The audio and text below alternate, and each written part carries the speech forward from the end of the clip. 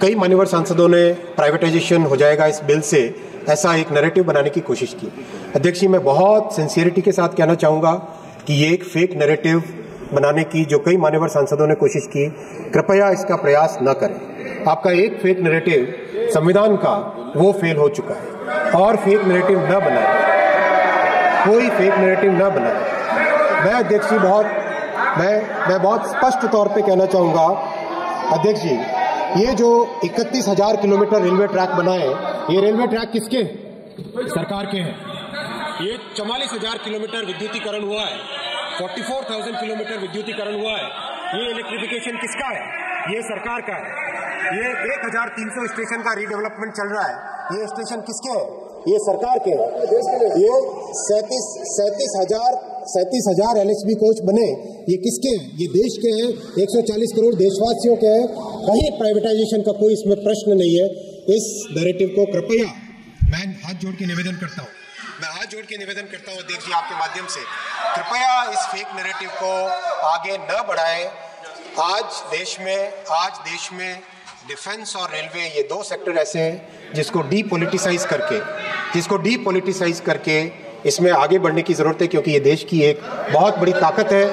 140 करोड़ देशवासियों की ये जरूरत है, इसलिए इस पे आगे बढ़ना चाहिए। अध्यक्ष जी, मैं चौथे पॉइंट पे आऊंगा। मान्यवर कई सदस्यों ने एक विषय उठाया कि मिडिल क्लास के लिए और गरीबों के लिए क्या है।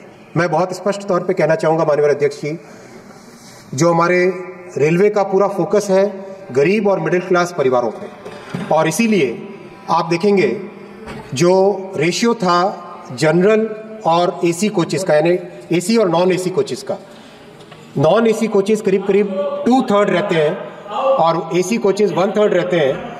उस पूरे के पूरे रेशियो को लगातार मेंटेन किया गया, लेकिन जब देखा गया कि जनरल कोच की डिमांड कई मान्यवर सांसदों ने की, उसके बाद में जनरल कोच की मैन्युफैक्चरिंग का एक स्पेशल प्रोग्राम लिया गया है, जिसमें करीब 12,000 जनरल कोच स्पेशली बनाए जा रहे हैं।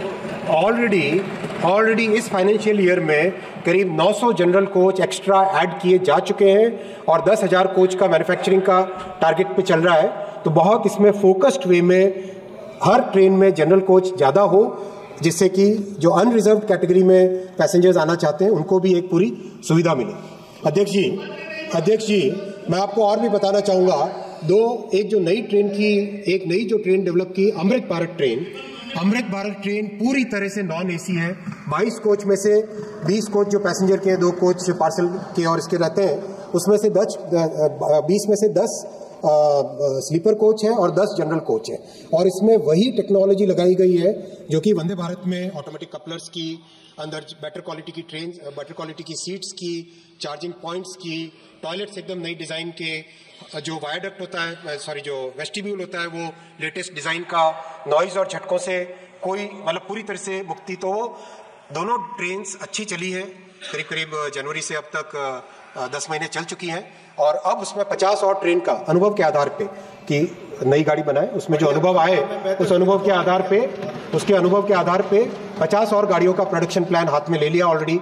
आगामी जनवरी के महीने से या ज़्यादा से ज़्यादा फरवरी के महीने से हर महीने 2-2, 3-3 ट्रेन अमृत भारत की नई आने लगेगी, जो कि देश में अध्यक्ष जी 1000 किलोमीटर की जर्नी मात्र 400 रुपये में, इतना अफोर्डेबल मेरे ख्याल से दुनिया में और कोई देश ऐसा नहीं होगा जिसमें 1000 किलोमीटर 400 रुपये के आसपास के फेयर में करवाए, इतना और अच्छी सुविधा।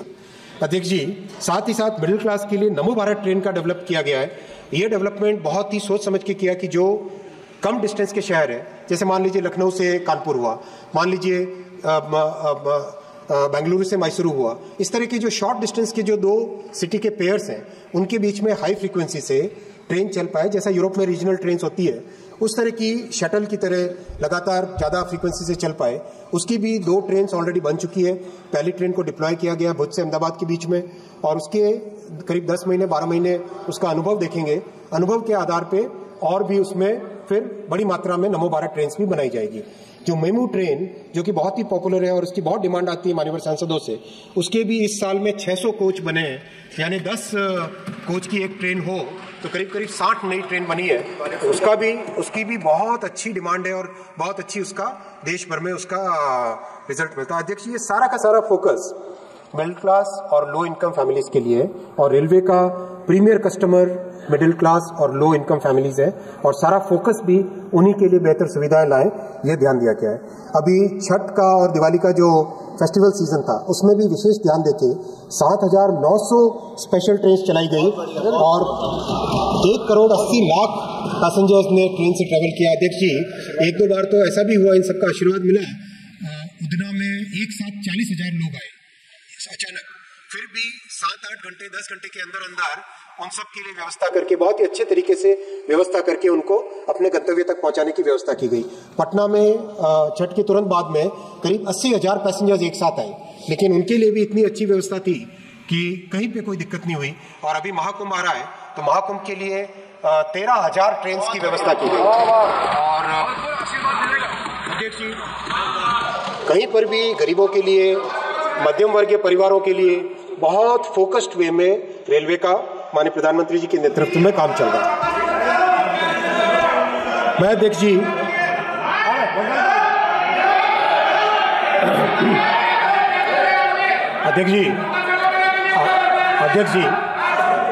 बहुत सारे मान्य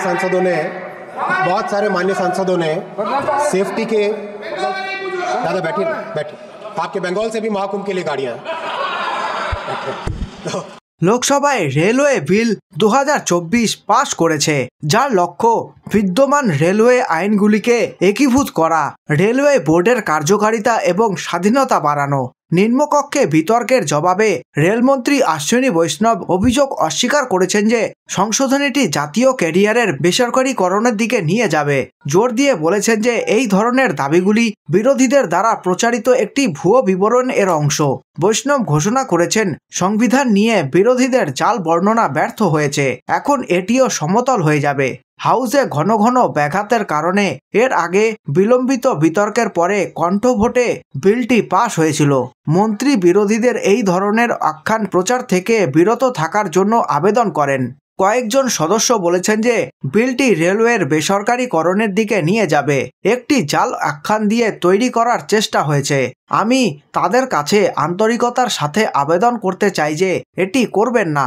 সংবিধান সম্পর্কে তাদের একটি জাল বর্ণনা ইতিমধ্যেই ব্যর্থ হয়েছে। রেলওয়েতে সরকারের মূল বিনিয়োগের কথা তুলে ধরে বৈষ্ণব বেশ কয়েকটি উদাহরণ তুলে ধরেন। 31,000 কিলোমিটার রেলপথ যেগুলি তৈরি করা হয়েছে তা সরকারের। 44,000 কিলোমিটার ট্র্যাকের বিদ্যুতায়ন। কার বিদ্যুতায়ন? এটা সরকারের।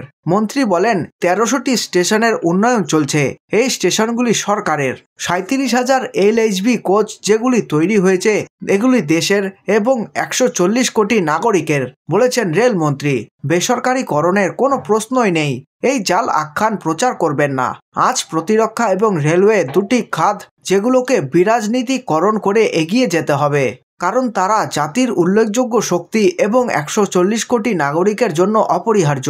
মন্ত্রী উদ্বেগকে সম্বোধন করেছিলেন যে বিলটি কেন্দ্রীয়করণের দিকে নিয়ে যেতে পারে, স্পষ্ট করে যে এর প্রাথমিক লক্ষ্য হল 1905 এবং 1989 আইনগুলিকে একীভূত করে আইনি কাঠামোকে সরল করা। দুটি পৃথক আইন বজায় রাখার পরিবর্তে সেগুলিকে একক আইনে একীভূত করা আরও সহজ। এই বিলে কেন্দ্রীয়করণের কোনো প্রশ্নই নেই।